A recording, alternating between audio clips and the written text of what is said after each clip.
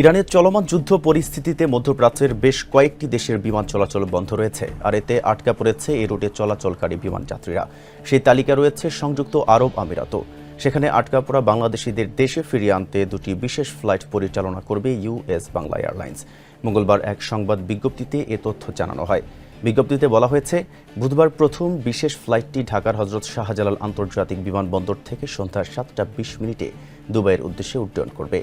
একই flight Dubai থেকে স্থানীয় সময় রাত 12:20 ঢাকার উদ্দেশ্যে রওনা হবে। জীবন অবাক না করলে কে করবে? 28% মিল্ক ফ্যাটের অবাক করার সাথে ফ্রেশ মিল্ক পাউডার। জীবন অবাক করুক প্রতিদিন।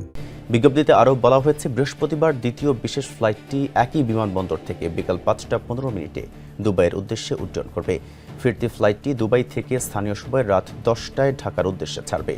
সার্বিক পরিস্থিতি বিবেচনায় Dubai airport authority US Bangla airlines, Emirates ও এয়ার ইন্ডিয়া সহ কয়েকটি এয়ারলাইন্সকে বিশেষ ফ্লাইট পরিচালনার অনুমতি দিয়েছে।